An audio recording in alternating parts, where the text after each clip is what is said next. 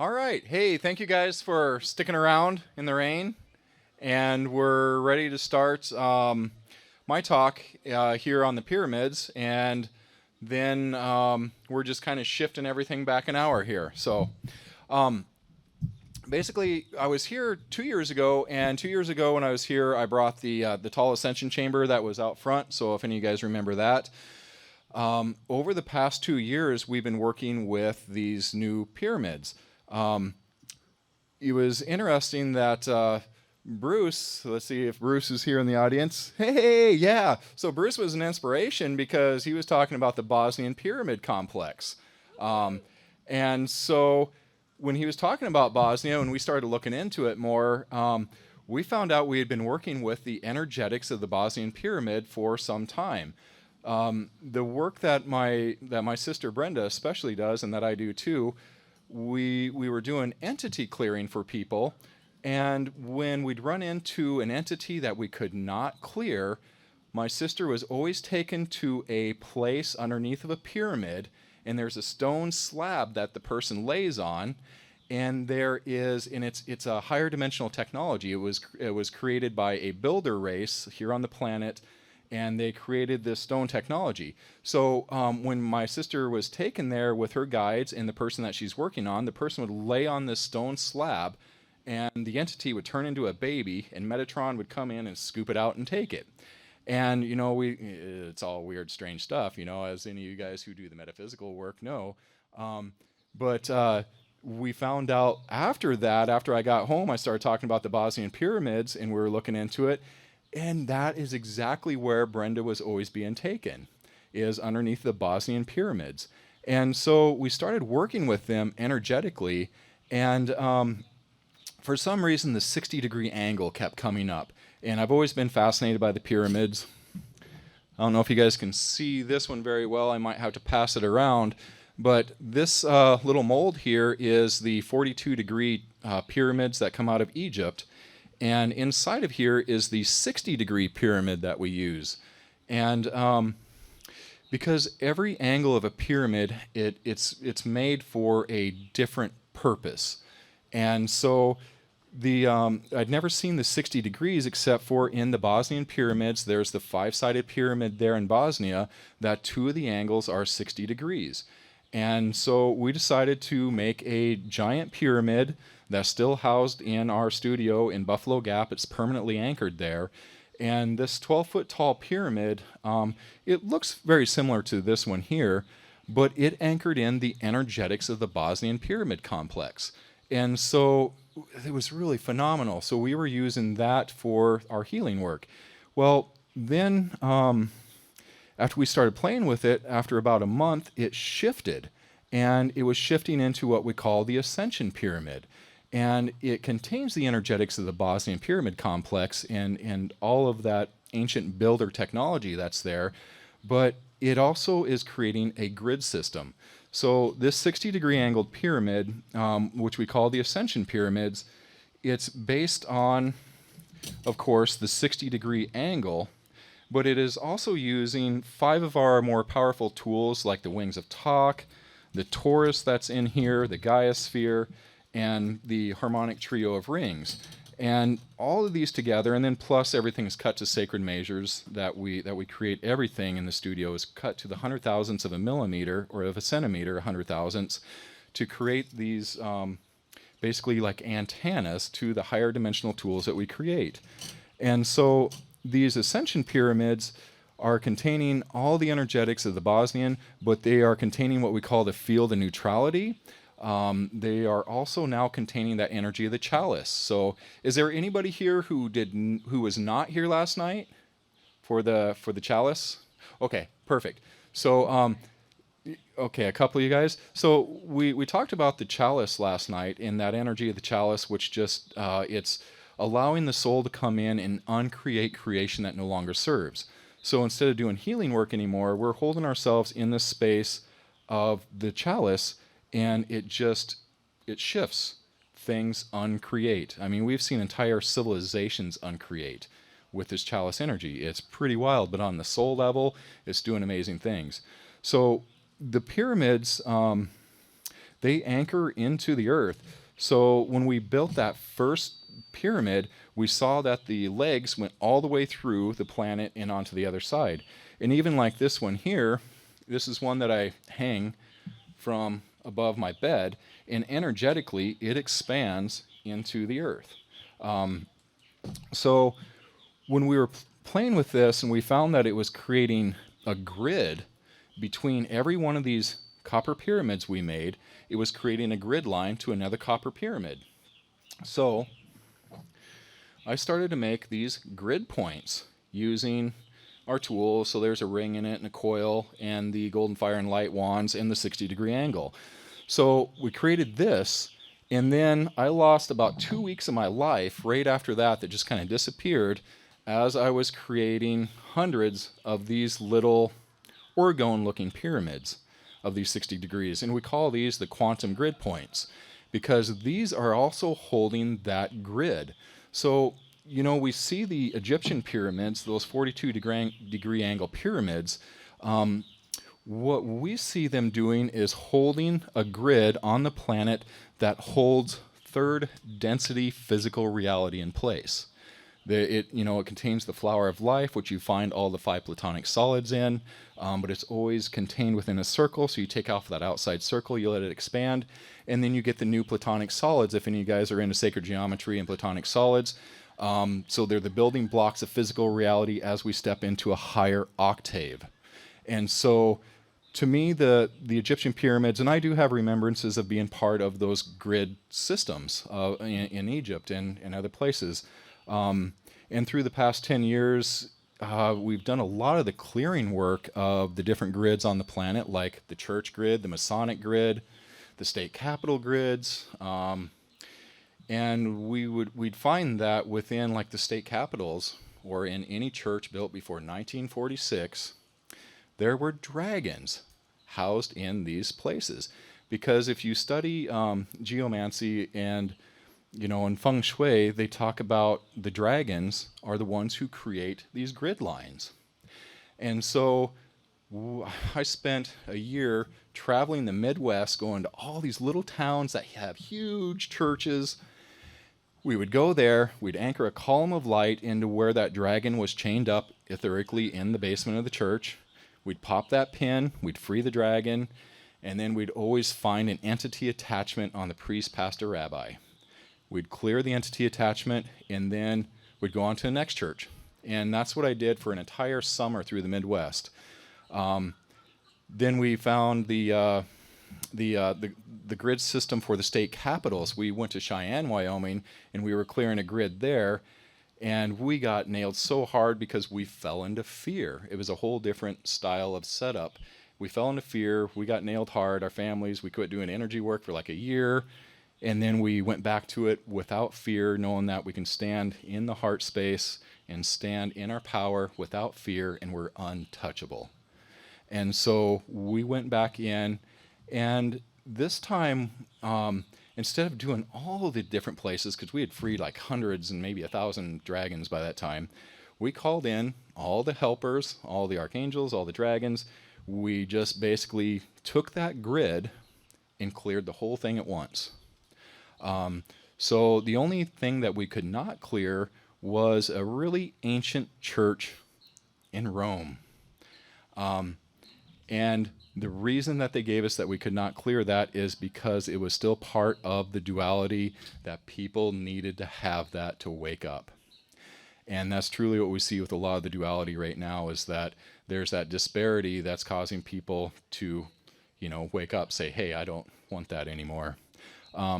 So we cleared those, then we found the grid that goes to the state capitals. We cleared that grid, and then we cleared the Masonic grid. And these were all different ways that the dragons were there. Like in the state capitals, these dragons are huge, and they were just encompassing the whole building. So the grid system. So I'm just trying to make a point that I'm semi-versed in grids. And then in 2012, we created what we call the Global Love and Gratitude Grid. And basically, we, as a water operator in several municipalities at the time, I was anchoring columns of light. And I anchored these columns of light into like a well. And the first time I did this, I could see that that changed the water so that when a person would drink the water, I could see it going through the whole distribution system. It comes out the tap, the person drinks it, and it goes back into the sewer or back into the septic, and you could see that charged water and how that one column of light into a wellhead would change all the water in that system. So I was anchoring a column of light. And when you anchor a column of light by going into the heart space and you use your visualization and intentions of bringing a column of light from Source, Soul, Creator, God, however you see and say it, bring that down and anchor that into the earth so that the earth holds that anchor as well, that column of light will stay for 8 days and then it just disappears unless you put your attention onto it. So I was struggling because I was in charge of like 15 wells. And so every week I'd have to go out and go there and anchor a column of light. And I went to my sister Brenda. I was like, oh, there's got to be a better way. She's like, well, create a grid. So that's what we did. On December 26th of 2012, we created the Global Love and Gratitude Grid. And we would anchor a column of light into this first waterway and then another column of light. And then we would connect the 2 columns of light. Then we would bring in all the beings, all the archangels, all the beneficial beings who would then watch that for us, because as they have their attention onto it, then it will hold that column of light anchor there. It'll just stay there. And so we created this grid system, and then we had people all over the world. We have a website, globalloveandgratitudegrid.com. We have a website where we were actually mapping out all these grids for quite some time. People would send in their information, we'd map it out. But basically, we just created this large grid that went into more than just waterways. It went into cell phone towers. So when we anchor that column of light into a cell phone tower, it is actually taking the frequencies that it is emitting and changing them into a beneficial frequency, bringing through love and gratitude onto it. So when we do this, that will stay there permanently. And it shifts, like in all of LA County, me and a gentleman have actually used the quantum grid points to grid all of the communication towers in LA County. I'm from South Dakota, but we play everywhere. And so all of the cell phone towers are producing a beneficial energy unless a person is like, oh man, that damn cell phone tower, it's zapping me. Then they start to get zapped. They experience the electromagnetic issues. So we do note that we've had a lot of clients all over the world who will get some of our tools and that restructure electromagnetics, and they have them in their home, and they're like, oh man, we're still experiencing sensitivities to electromagnetics. What's going on here? Your tools aren't working. So we would look in at it and we'd see that the tools are working fine. It is them that override that creation out of fear, because we are all powerful creators. And so all we would do is we would have to talk them into getting out of fear and allowing the tools to do the work, and then they were fine. So it's we're such powerful creators, especially when it comes out of fear. And so that's really one of the biggest things about the sacred space of the heart that we do, is when we go into that heart space, we're not in fear. We're standing in our power. So that sacred space of the heart is a huge thing. As a matter of fact, if you guys would go through the Trinity breath with me really quick, which I usually do before every episode here. So let's go ahead and if you guys wouldn't mind going through the meditation with me. It's a great exercise. So you can close your eyes if you wish, or leave them open. And just putting your attention onto your physical heart, where you find your light, your soul's fire. Just going heart to heart with the earth, and breathe in that light of the earth up through the feet and right into your heart. The next breath, breathing in from the heart of creation, Source, Soul, Creator, God, breathing in that light into the heart. The third breath is breathing in earth and sky. As you breathe both those together within you, you then become a column of light that's grounded, connected, and in the heart space. Your consciousness is moved from the head to the sacred space of the heart. And as you notice, I speak differently when I'm in the heart space. So go ahead and open your eyes and see what it's like being in the heart space and in this world at the same time. things might look different. So the sacred space of the heart is really it's a huge deal. And so we do that before we do any kind of energy work so that we're not being influenced by fear, emotion, experience, ego, all the stuff. So coming back to the grids, when I disappeared off the face of the earth for 2 weeks and I was making all these, and they look like little orgone pieces, which I guess you could consider it orgone. It has some metal in it, and it has lepidolite from Angel Fire, New Mexico, and a bunch of different crystals from the Black Hills, and it's done in a plant-based resin. But these little guys actually have a little ball of golden light inside of them, which connects to the heart of the earth. And so this is very much a grid system that is in conjunction with Gaia. Oh, and the other thing I was going to tell you about the Global Love and Gratitude Grid. So all this grid clearing that we did in making the new grids, it was either 2015 or 2018, I think it was 2018, that Gaia sloughed off the last of her non-beneficial grid systems on the planet, all those major ones. And she adopted the Global Love and Gratitude Grid as an organic grid system, which, that's phenomenal. And so now then she is very much in supporting of this new, what we call the Ascension Grid. So these grid points, they create a little line, an electromagnetic line that goes between them. That's about 13, 14 inches wide and a few feet tall. And this grid system, basically, how we did the towers in LA is we just went and put one pyramid on one side of a whole line of towers, put a pyramid on the other side, and you can just watch that connect, and it shifts every tower. So, I've heard talk about doing this with orgone too. And yeah, that's fantastic because we can create these grid systems. And especially if we're working with the earth, and she's in support of that.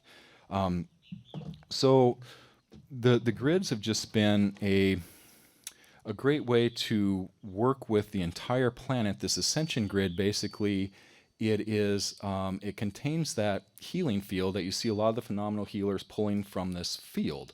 And so it contains that field. It's, obviously restructures electromagnetics and all the fun stuff.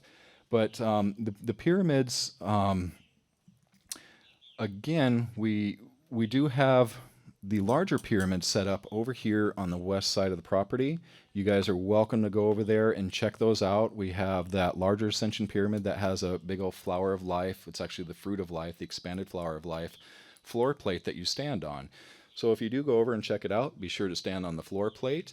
And when you're in that pyramid, basically it is holding within it is holding the energetics of that field of neutrality and of the chalice energy. And so when you're within that pyramid over there, if you just do that Trinity breath of breathing in that energy from the earth, the energy from creation, and then bring them both together, and you stand in that pyramid and just surrender and allow the soul will go in and it will distill the light and information from lifetimes, not just here on this planet, lifetimes as a soul in this universe created in duality. Because every time that we've been born incarnate, as a soul incarnate anywhere in this universe, it has been in duality.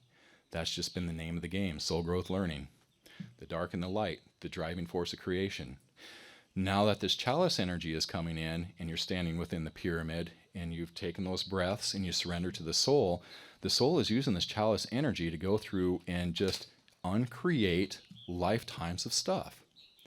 And so when we first started working with this chalice energy, I went really deep with it, and I found at one point I was nothing but my human in this here now moment and my soul.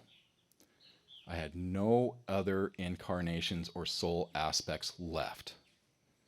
What I still had, though, was this really wild soul level structure of beliefs that the ego uses throughout all lifetimes. And we're still working on clearing that one out. It holds traumas, and it holds the ego in place. So every lifetime that you incarnate, you end up in the structure, and then you have your mission, you have your purpose, and all this stuff that was in the name of duality. For me, I was the spiritual warrior for 12 years. That's just what I did. And, well, 11 years, because last year I took a deep, dark dive night of the soul, like layer upon layer, because I was done in all of my lifetimes of being the warrior fighting the dark, because we're not fighting the dark anymore. That's part of this whole thing with neutrality and with this chalice energy, is that we are releasing that.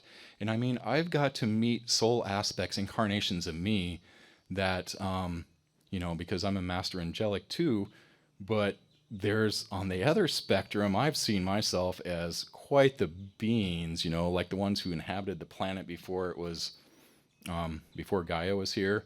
We had big horns and big, demon-looking beings. So, I mean, we've all incarnated throughout the entire spectrum in this universe.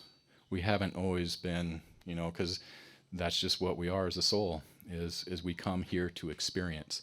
And so that's been my big epiphany too, is like, so now then all these missions and these soul purposes and everything, and I'm finding that my only soul purpose now is to experience. That's it. I'm not here to, and I find it a little bit harder to even get up here and to teach things, because right now I feel like my only purpose is just to be and to experience. So that's been quite the whole shift. But yet I still want to be able to teach using the tools that we create to create these columns of light for anybody who wants to go out there and do the work. And that's basically, we're going to do the attunement tomorrow night, or tomorrow later afternoon. If you guys are still here, I'm hoping that you are, because we're going to use this ancient etheric tool. So energetically, this golden fire and light wand, it's a golden it's a golden light about this big, and it's fuzzy, and it has color, and it has sound, and it's older than the galaxy, probably older than the universe. The soul is the one that wields it, and it will clear timelines and realities for the person. And for the earth, it will either move or shift. It will either move or clear geomagnetic lines. It'll close portal vortexes. We can cross over ghost waywards. When there used to be a lot of entities on the planet, we could clear entities with it. And so it's a tool that we get an attunement for. So I'm not trying to sell you this brass wand. I want to attune you guys to the higher dimensional tool that this is, so that you can use it along with your sacred heart, the golden fire, along with this chalice energy, to anchor these columns of light. And when you anchor these columns of light, they are very much held in place with Gaia and with creation.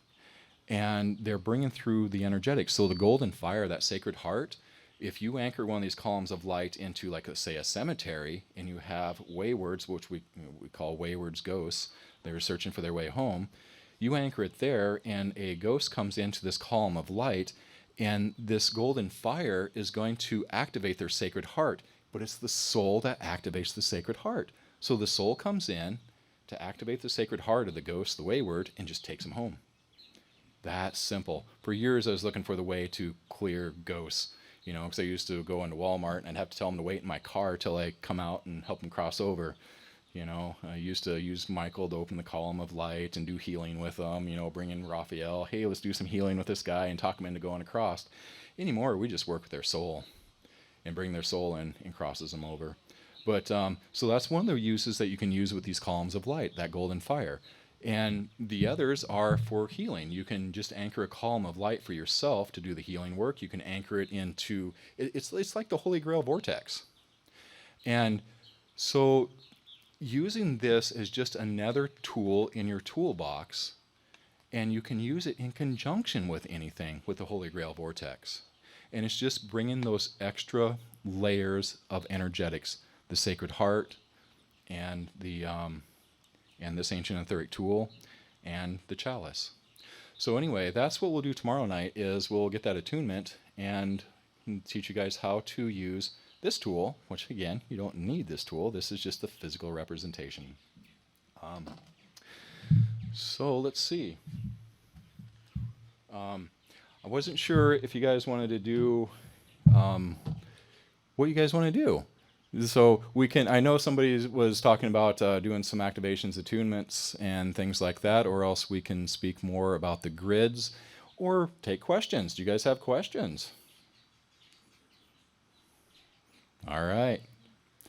Well, where do we go from here? Yeah, question, please. So the question was about the 5G and how when the 5G came in, that it was she felt the negative effects of it, but yet she wasn't aware of it. And yes, so if that 5G, you know, so that's the thing. When I was here 2 years ago too, there was such this big thing about 5G and so much fear behind 5G. So I spent 2 days in Chicago on my way home to do some studies on the 5G millimeter wave because everybody confuses 5G. They talk about 5G is just the fifth generation communications. It is a different frequency bandwidth, yes.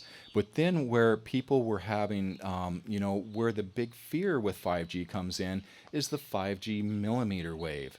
Because the 5G millimeter wave, it's limited technology. That's the one that can frizzle fry a person. But it won't go through a piece of paper. It won't go through a window. It only goes in a straight line and only for like 200 feet. 5G the millimeter wave is bad, yeah, but it's very limited. It's not anywhere. You hardly find it, but we find that these golden fire tools. So when we first experienced this was in when they first did the rollout of 5G during the Super Bowl. Where was that? In Chicago or was that Minneapolis?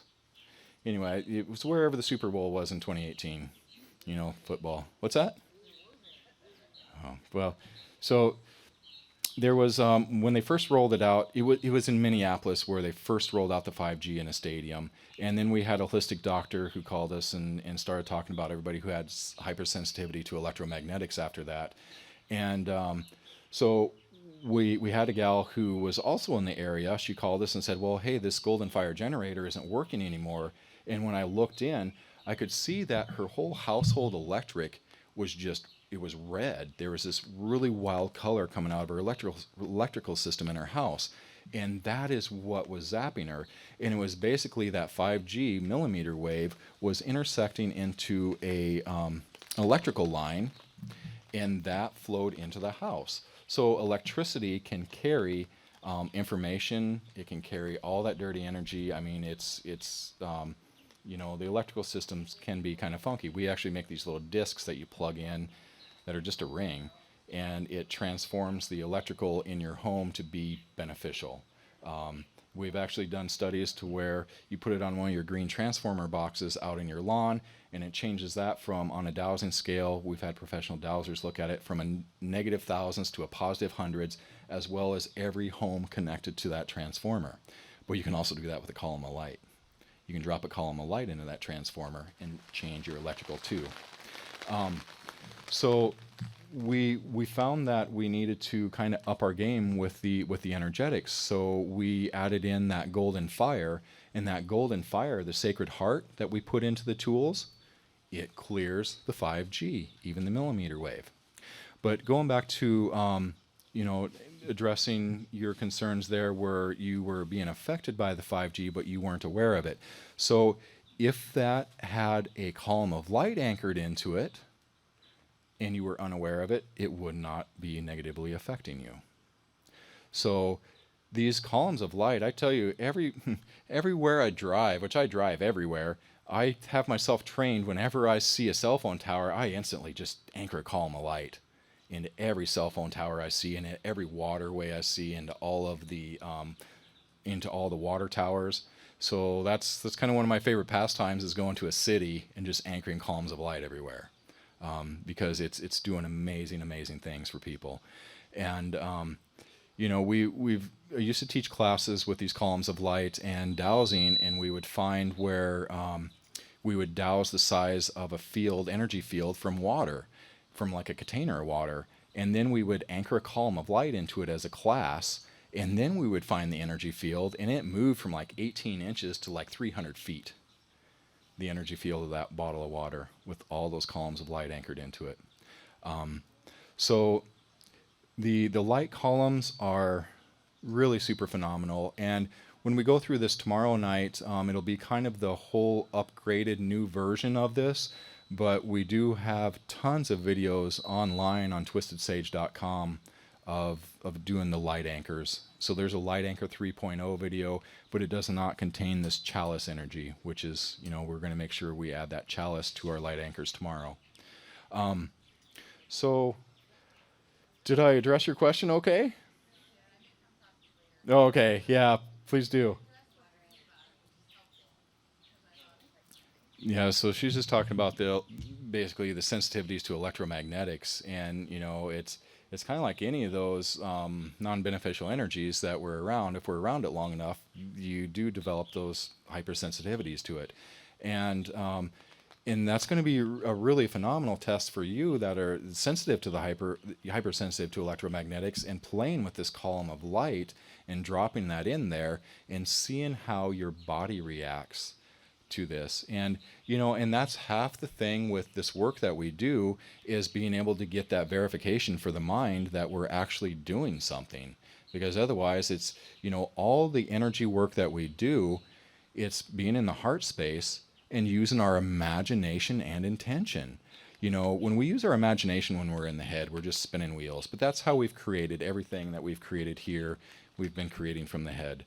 And as we begin to create more from the heart, that's where things are truly powered. Up here, where you're using visualization, imagination in your head, you're just spinning your wheels. But when we go into that sacred space of the heart and we use visualization, intention, that's where the magic happens. And that's why it's so important to be in the heart space, is because that is where our true power rests, is in that sacred space of the heart. And in that sacred space, the heart is a place where you can go to make your big decisions, because you're not being so influenced by emotions, your emotional field. You're not being influenced by outside energies, and you're not being influenced by your experiences. And so the sacred space of the heart is, it's a huge thing in the work that we do. And then again, we're powered right there, and we're supported from the heart in the creation that we create. So when we're creating the columns of light, it's great to be able to get that mental confirmation if you don't see or feel the shifts. It's good to have some kind of confirmation.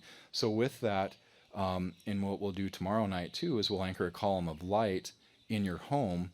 And then when you get to your home, then I'm going to have you, just be aware of that pillar of light that you created in your living room or your bedroom. And we're only going to make it a certain size. That way, when you get home, you can step in and out of that column of light and feel the energetic difference between here and here. And then that will allow your mind to be like, oh, okay, this is true and real, and this is doing something. Yeah, I guess I'll just jump off of here so that we can let the show go on. And then tomorrow night, we'll actually get into the columns of light. And like I say, I hope you guys are still here. If you're not, you can catch this on the video online on our YouTube channel. We have a ton of videos.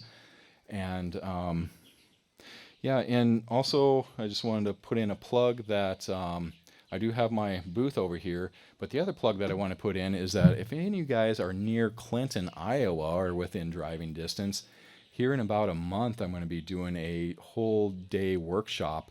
And we're going to be doing fun things like taking pendulums and connecting them to the crystal city of Shambhala to create a healing device with your pendulum. We're going to do the columns of light. We're going to do the Merkaba activations. We're going to do just a whole ton of stuff throughout a full day workshop. So would love it if you guys are anywhere near Clinton, Iowa, that you guys are welcome to check that out. I have flyers over at the booth too.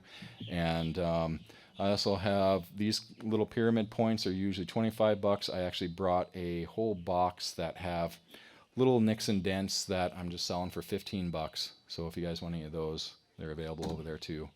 I don't like putting in plugs for products, but it's all beneficial tools. So anyway, thank you guys, unless anybody has any other questions. But please feel free to stop over and chat with me and check out the pyramid. And if I'm not there, please do stand under the pyramid and do your Trinity breath and just surrender and allow. Yes, sir. The question was if we experimented with zinc or magnesium with the copper. And no, we haven't. Nope. There's so much with the tensor rings that, there's just so many possibilities with those tools that, we'd love to have people experiment with them and get back to us too. So yeah, you're welcome to stop over and chat, and maybe we can work something out where you can work with that. Was there another question here? All right. Well, cool. Thank you very much for showing up here tonight, and we'll see you soon.